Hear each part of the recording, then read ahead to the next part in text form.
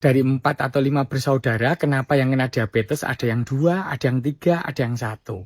Jadi orang bisa kena diabetes atau tidak, itu lebih banyak pada masalah peluang terkait dengan gaya hidup atau perilaku.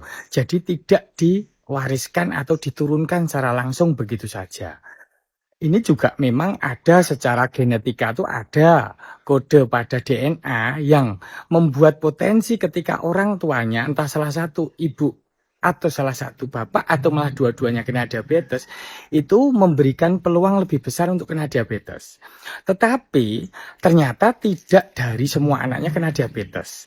Ya karena yang lebih menurun itu sebenarnya perilaku atau gaya hidupnya. Misalnya hobi makan bersama, hobi makan manis, mager, kurang gerak, kemudian stres, insomnia, hobi minum minuman antibiotik, dan sebagainya.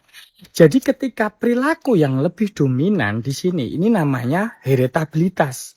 Kalau diwariskan secara langsung itu namanya hereditas, misalnya warna rambut, warna iris kornea mata, tinggi badan, dan lain-lain ya, atau warna kulit, itu lebih banyak diturunkan secara langsung, ada yang dominan, ada yang resesif. Lah, kalau diturunkan secara langsung, tentunya kan semua anaknya kena diabetes semua, tapi ternyata hanya ada 1-2. Ini pun tergantung juga misalnya orang tuanya itu kena diabetes. Salah satu misalnya ibunya, itu kena diabetes pada usia berapa? Apa? Kalau memang kena pada usia lebih muda, peluang untuk kena diabetes pada anak-anaknya tentunya akan menjadi lebih besar. Kalau kenanya lebih tua, ibu atau bapak itu umumnya peluang anak-anak kena diabetesnya juga lebih kecil.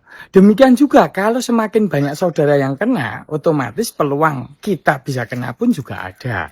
Ya jadi secara heritabilitas, secara pewarisan perilaku atau gaya hidup tadi, masalah peluang orang kena diabetes atau tidak itu kisaran kalau salah satu atau kedua orang tuanya itu kena antara kisaran 25% sampai 80%. Jadi buat teman-teman supaya pada masa tua nanti tidak kena diabetes, satu hal yang bisa dilakukan itu merubah gaya hidup. Mulai mengurangi karbohidrat, mengurangi nasi, banyak gerak, cukupkan tidur, dan jangan stres. Karena gaya hidup kita yang menentukan kita sehat di masa tua atau tidak. Sehat di masa kini itu lebih baik, sampai tua juga akan lebih baik.